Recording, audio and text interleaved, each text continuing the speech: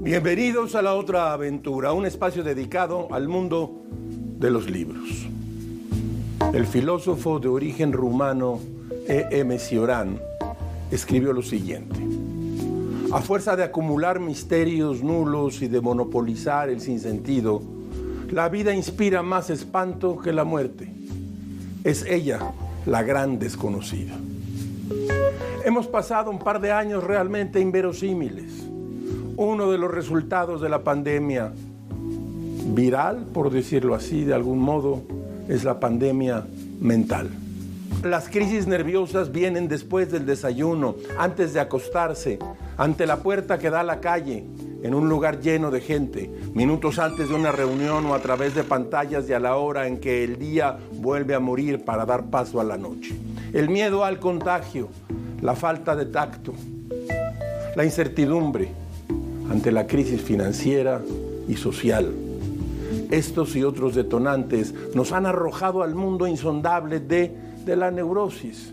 La angustia, la ansiedad son dos compañeros indeseables, pero cada vez más frecuentes entre nosotros. El cuerpo nos habla y nos lleva a la cuenta de lo que nos ha traumatizado, de lo que quedó dentro de nosotros como memoria implícita y quizás inconsciente. El día de hoy, por eso, vamos a compartir con ustedes, hablemos juntos de la ansiedad y de la angustia, dos de las más frecuentes formas de las neurosis. La Organización Mundial de la Salud define la ansiedad como la sensación de un peligro amenazador en que la causa no está totalmente reconocida por la persona. El psiquiatra Jacques Lacan escribió esto sobre la angustia. Escúchelo usted.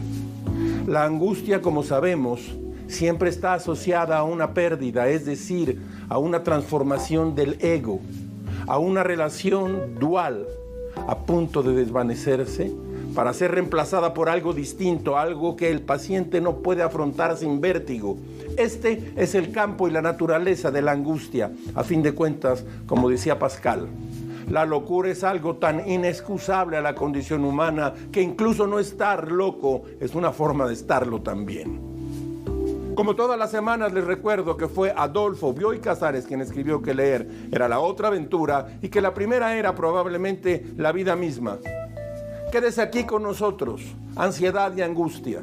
Estamos en la otra aventura. Duermo mal. Médicos amigos me dicen que en estos tiempos la cosa es así y que no cambiará. Mi hija dedicada a la neurociencia dice que la amígdala cerebral, núcleo de las emociones, se queda encendida, por decirlo así, durante la noche. Eso entendí yo. No quiero comprometerla. A las 3 de la mañana abro el ojo y camino a oscuras con la amígdala al máximo. Convendrán conmigo en que se trata de una hora maldita. Si el llamado de la amígdala ocurre a las 4:30, no tengo problema, pues bueno, empieza uno el día. Despierto, me hago un café, tomo el libro en turno y en un rato son las 6. Casi diría que hay un extraño placer en esas horas de silencio, pero a las 3 no hay derecho. Las 3 de la mañana pertenecen al reino de las benzodiazepinas. Los médicos afirman que el confinamiento a que nos ha obligado la pandemia ocasiona serios trastornos nocturnos. Entonces, como Macbeth, el COVID ha asesinado al sueño. Recordé entonces a Borges, gran insomne. Busqué una entrevista en el diario El Día de la Plata, mayo de 1973. Borges habló así de su padecimiento. Escúchelo usted. Yo trataba de olvidarme de mí mismo para dormir, pero seguía pensando en mí. Acostado, pensaba minuciosamente en mí, en mi cuerpo, en los libros, en los muebles, en la habitación, en el patio de la quinta, la verja, las casas vecinas. Entonces, imaginé ese personaje que es una metáfora del insomnio. Funes el Memorioso. Yo lo escribí, no sé si bien o mal, pero con un buen resultado terapéutico. Para escribirlo imaginé lo que sería un hombre que no pudiera olvidarse de nada y no pudiera dormir. En 1981 Borges escribió en La Cifra 2 insomnios. ¿Qué es el insomnio? La pregunta es retórica. Sé demasiado bien la respuesta. Es temer y contar en la alta noche las duras campañas fatales, es decir, con magia inútil.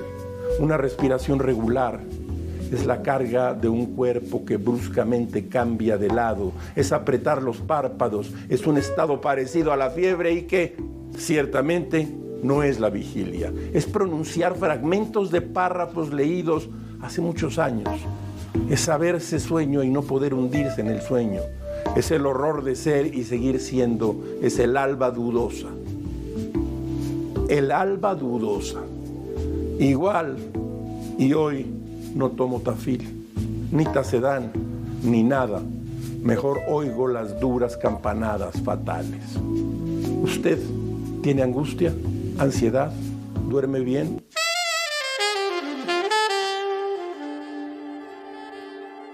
La noche del 7 de enero del año 2015, el escritor Emmanuel Carrère escuchó el repiqueteo de la lluvia tumbado en la cama de un pequeño bungalow situado en la región montañosa del Morvan. En aquel momento, Carrère consideraba que atravesaba por un buen momento. Se veía a sí mismo como una persona con relativa salud y estabilidad emocional, al menos más de lo que hubiera esperado durante su juventud. En una de las páginas de su novela Yoga, probablemente usted ya la leyó, aquí la hemos recomendado, cuenta que al cabo de tantos años de vagabundeo sentimental, al fin había llegado a buen puerto. Que la meditación y el amor habían logrado salvarlo del infortunio neurótico, es decir, que se había librado de la autodestrucción, del infierno terriblemente real de la desgracia provocada por las obsesiones de uno mismo. Carrère se planteaba entonces escribir así le llamó, librito risueño y sutil, en un tono de conversación y nada pretencioso sobre su experiencia en y con la meditación y el yoga. El libro podría ser un libro de buena venta y compartiría algunas de las cosas que sabía sobre el yoga, más allá del carácter esotérico y aeróbico que ha adquirido en la actualidad. Para ello, el escritor asistió durante 2 años a retiros de meditación. Durante ese tiempo, una crisis de pareja y otra serie de rupturas afectivas lo llevaron a vivir una aguda depresión. Fue así que en el año 2017, cuando después de 20 años de haber asistido con frecuencia al psicoanálisis, Carrère visitó por primera vez el consultorio de un psiquiatra. En el consultorio del psiquiatra, Carrère escuchó por primera vez la palabra taquipsiquia, lo que es en términos generales un ataque equivalente a la taquicardia en la actividad mental. Cuando se experimenta una taquipsiquia, los pensamientos se vuelven erráticos, discontinuos y estridentes, y los sentidos se agitan, se arremolinan y se vuelven hirientes.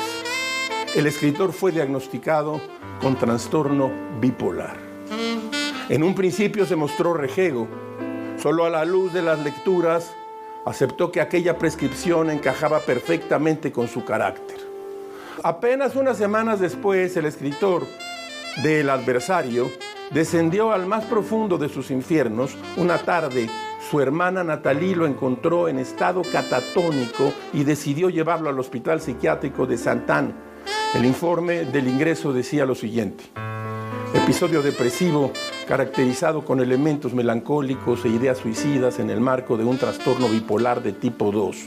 Tristeza, abulia, sufrimiento moral considerable. Entre inyecciones de ketamina y terapia de electroshocks, Carrère logró superar la crisis nerviosa que lo llevó a estar 4 meses en Sainte-Anne. De aquellos oscuros días, Carrère recuerda que lo que más dolor le causó entonces fue sentir que por sus fases maníaco-depresivas, sus relaciones amorosas serían siempre un fracaso. Que citando su propia obra de Vidas ajenas, nadie podría jamás descansar en su amor y él no descansaría nunca en el amor de nadie. Durante las primeras 4 semanas de su publicación se vendieron 160,000 ejemplares de Yoga en Francia.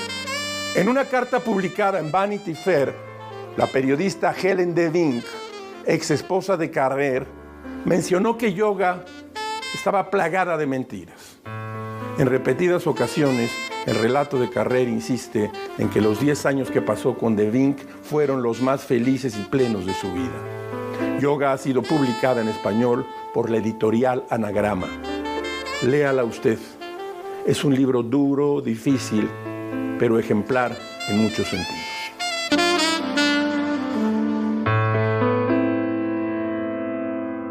El escritor español Juan José Millás es conocido por sus textos de autoficción. Así se le dice hoy en día a ese momento en el cual el autor se toma a sí mismo como personaje. Él, que ha hecho de sí mismo a un neurótico, un ansioso y un cobarde. La agudeza de su mirada sobre la vida cotidiana proviene en buena medida de la constante sensación de peligro y angustia sobre lo que le rodea. En un artículo publicado en el periódico El País, unos meses antes de la pandemia, que lleva por nombre Vivir con ansiedad, Millás escribió lo siguiente: soy un cobarde crónico, de modo que el miedo, aunque temporalmente desaparezca, siempre vuelve. Hoy, por ejemplo, dice Millás, me levanté bien, alegre, con la idea de acometer un proyecto al que vengo dándole vueltas desde hace varios meses. Desayuné contento y salí a caminar pletórico. Las piernas respondían, la respiración funcionaba y la temperatura era perfecta. Todo en orden. Al regresar, me di una ducha, me vestí, silbando jovialmente, y mientras se encendía el ordenador, la computadora, eché una ojeada a los titulares del periódico. Entonces, sin venir a qué, empecé a sentir un malestar corporal que dio al traste con la euforia anterior. Abandoné a un lado el periódico y atraje hacia mí el teclado de la computadora, del ordenador, dispuesto a llevar a cabo mis propósitos, pero no logré hilar 2 frases seguidas, inmovilizado como me hallaba por la inminencia de la catástrofe. Algo terrible estaba a punto de pasar. Sonará el teléfono, pensé, y recibiré una noticia insoportable. El teléfono ni el celular sonaron.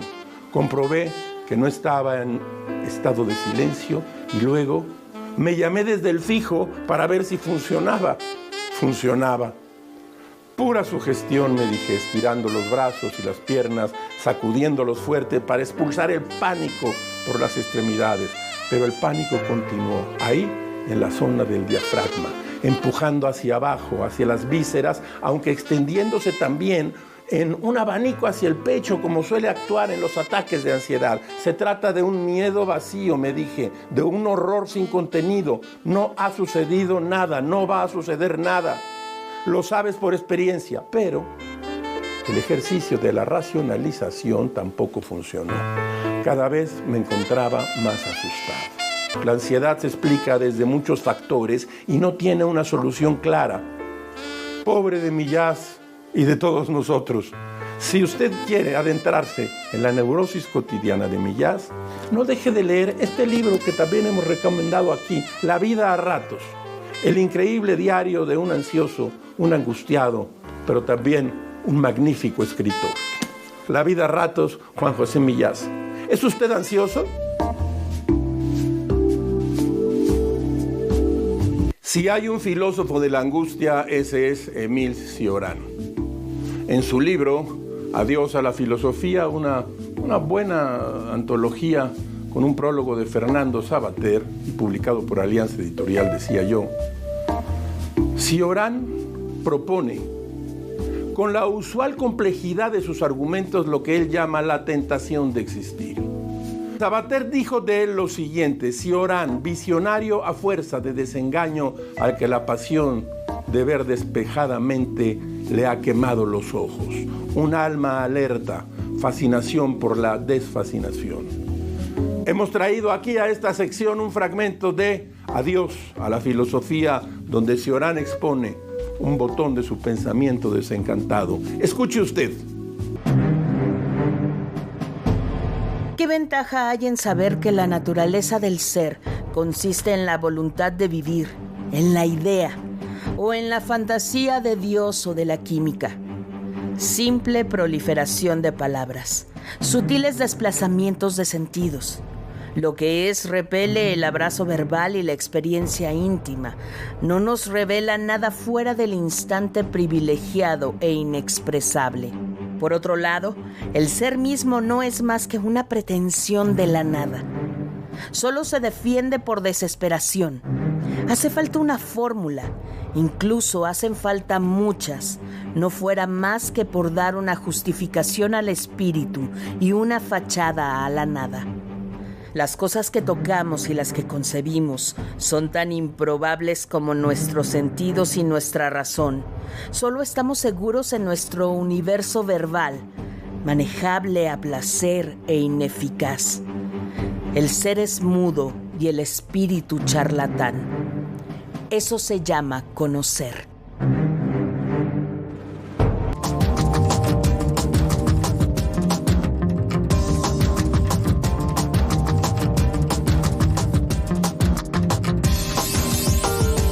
Porque sabemos que el mundo cambia, nosotros evolucionamos con él. Y en ADN 40 seguimos transformándolo. Aquí le presentamos nuestro momento ADN 40. Nos convertimos en la central de noticias que te mantiene informado. Tenemos buenas noticias. Vamos directamente con información. Y conectado al mundo en tiempo real.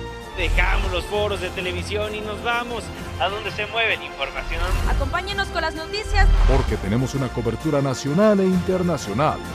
Que aquí todos los días informamos. Con los mejores periodistas y líderes de opinión que te informan. Prepárese para informarse porque arrancamos de una vez. Desde todas nuestras plataformas. Estamos a través de la televisión, por supuesto, a través de nuestras plataformas, de todas las plataformas acompañándolo. Descubre la nueva programación, porque si nos buscas, nos encuentras. La tele evoluciona. ADN 40. Siempre conmigo. Distrito de Columbia. Colapso de la línea 12 del metro. Sino una sociedad que no está acostumbrada. Los efectos robaron un automóvil. Alcanzó un nuevo récord histórico al ubicarse 9.1. Como seguro médico, dental y también planes de seguro. Como cada tarde estamos en su pantalla, pero también en las calles de la Ciudad de México. De la ciudad de Antonia, Tamaulipas, una pipa de gas que intentaba ganarle el paso al tren terminó. Me recibes y te recibo. ADN 40, siempre conmigo. Evolucionar es diversificar el modo de pensar y eso es una base fundamental en el quehacer de informar. Es afinar la escucha y escuchar lo que están diciendo nuestros televidentes. Es saber en dónde estamos y ser parte de lo que pasa. Evolucionar es cambiar, adaptarse, transformarse. El mundo ha evolucionado sin duda y también la manera en la que consumimos la información. El periodismo hoy es compromiso social, es debate y opinión sin falsas neutralidades, pero con mucha apertura. Informar para mí es un compromiso. Y siempre desde el lugar de la noticia. Porque lo que usted ve en la pantalla todos los días no se puede hacer solo, se hace con un gran equipo. Colaborar de aquí para allá, pero también de allá para acá. Hoy quien demanda información, quien consume información, quiere interactuar, recrear, enriquecer las noticias. Las historias de la realidad que usted quiere, requiere y necesita todos los días, a todas horas, para estar informado. De no olvidarnos de lo que hacemos y para quién lo hacemos. Cuando uno se decide a dejar de tratar de cambiar al mundo para tratar de entenderlo, invariablemente sucede lo mejor.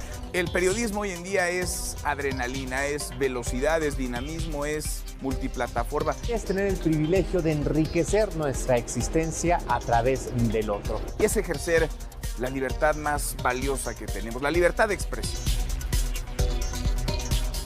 Porque sabemos que el mundo cambia, nosotros evolucionamos con él. Y en ADN. Hoy hemos hablado de ansiedad, angustia y desesperación. Tengo un amigo que dice, ese es el síndrome de los tecolines. ¿Se acuerda usted de ellos? Ansiedad, angustia y desesperación. Mujer angustiada y ansiosa. Madame Bovary, la gran novela de Gustave Flaubert. Y un libro, bueno, que es un libro interesante, Manual de Remedios Literarios, Cómo curarnos con libros. Ella Berthold y Susan Elderkin, de Ciruela y Círculo de Lectores. Mesa de novedades. El crítico de cine Jorge Ayala Blanco lleva años trabajando en la crítica cinematográfica. Uno puede o no estar de acuerdo a veces con sus, vamos a decirle, con sus tiros, con sus tomas, con la forma de ver los guiones. Pero una cosa es seguro, es una de las gentes que más ha trabajado el cine en México. Y nos mandan aquí, mire usted, de la Universidad Nacional Autónoma de México, cartelera cinematográfica 1990-1999, María Luisa Amador y Jorge Ayala Blanco. Este libro es utilísimo. Y es un trabajo realmente notable. Todas las películas mexicanas que aparecieron entre 90 y 99 están aquí. Y además nos mandan La Orgánica del Cine Mexicano, de Jorge Ayala Blanco, también publicado por la UNAM. Y este otro libro, La Potencia del Cine Mexicano. Estos 3 libros deben estar en librerías. Los libros de la UNAM tienen un problema, no circulan lo suficiente. Hagan un esfuerzo, pónganlos a circular. Estos libros de Ayala Blanco son muy importantes. Pero probablemente el libro de la temporada no sea un libro literario, sino este que tengo aquí, La Casa de la Contradicción, de Jesús Silva Herzog Márquez.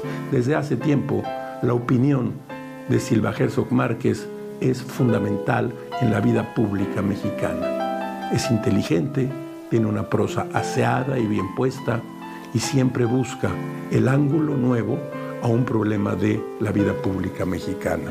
La Casa de la Contradicción. La democracia es el espacio donde desembocan todos los ideales políticos de la modernidad.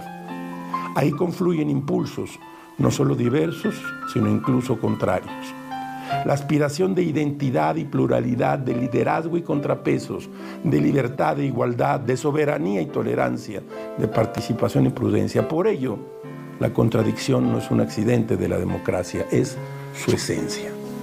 Jesús Silva Herzog Márquez, publicado por Taurus. Consígalo, léalo. Va usted a obtener luz en momentos en los cuales la oscuridad se cierne muchas veces sobre nosotros. De la mesa de novedades. Si usted sufre de ataques de pánico, momentos álgidos de angustia que lo sofocan y lo marean, un proceso de terapia psicológica puede acabar con ellos, o por lo menos reducir su intensidad y espaciar sus apariciones. La terapia ofrece soluciones a largo plazo que atacan la raíz del problema, así como ejercicios de salvamento en el instante mismo del ataque de pánico. En la terapia cognitivo-conductual se le llama imagen clara a la autoexploración guiada que pueden regresarlo de esa angustia que parece insalvable. Estos son los pasos a seguir. 1. Concéntrese en su respiración. Evalúela. ¿Dónde siente el flujo de aire? ¿Garganta, nariz, estómago, pecho? ¿Qué temperatura tiene? ¿Qué tan rápido va? 2. Analice el entorno a través de los sentidos. Elija 2 objetos de su alrededor y describa su color. Escuche atentamente y distinga 2 sonidos. Nómbrelos. 3. Concéntrese en las sensaciones más inmediatas y descríbalas para sí. Frío, el tacto de la ropa sobre la piel, temblores, bochorno. 4. Explore sus emociones y califique su intensidad en una escala del 1 al 5, cuando 5 es insoportable y 1 apenas perceptible. Al momento del ataque de pánico suelen ser emociones negativas, miedo, angustia, ansiedad, desesperación. Es importante que las califique, pues si se repiten los pasos una y otra vez, será más palpable cómo la intensidad de estas emociones se reduce. 5. Repase sus pensamientos. Déjelos fluir. No evite ideas ni recuerdos. Piense en todo lo que ha estado pensando, en lo que viene a su mente en ese momento. 6. Reconozca sus necesidades más inmediatas. Levantarse, caminar, abrir una ventana, tomar un sorbo de agua. Si está a su alcance, hágalo. 7. Repite el ciclo cuantas veces sea necesario. Con este ejercicio usted tendrá una imagen clara de sí mismo y el evento reducirá su intensidad. Los ataques de pánico son síntomas físicos de un malestar mental. Al hacer esta revisión consciente del momento, usted volverá a tomar el control de su situación y será capaz de salir solo de ese torbellino de angustia.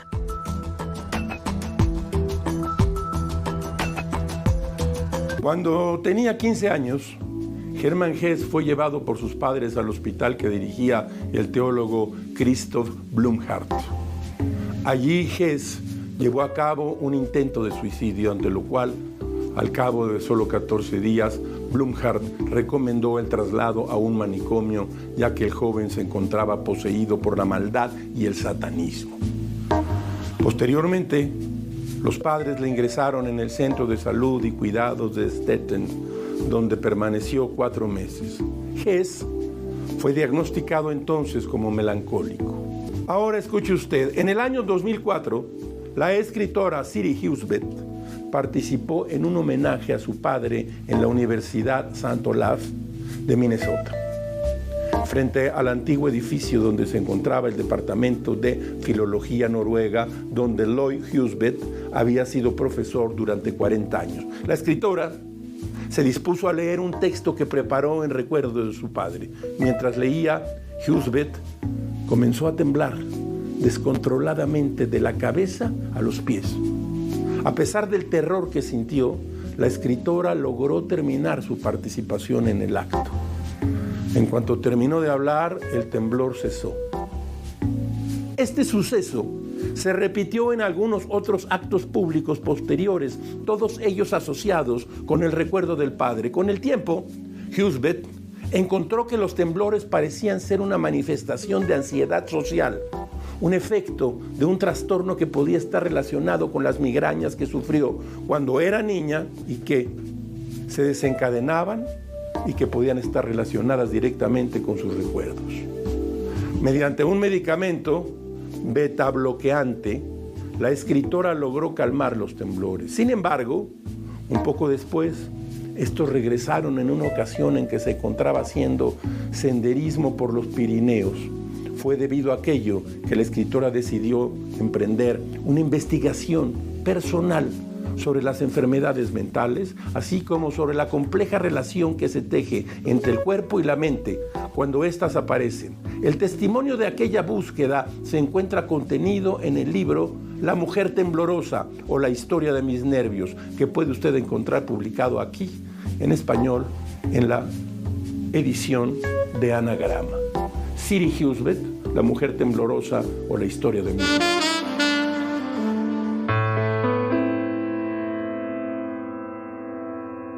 Como todas las semanas, usted encontrará aquí un espacio para la felicidad de las frases célebres.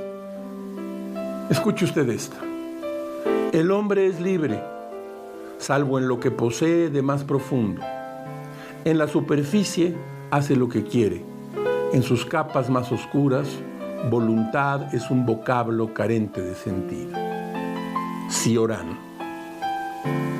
Hemos llegado al final de esta emisión y de esta aventura. Soy Rafael Pérez Gay y los espero aquí la próxima semana. Abres una puerta y aparece un mundo. Eso es un libro.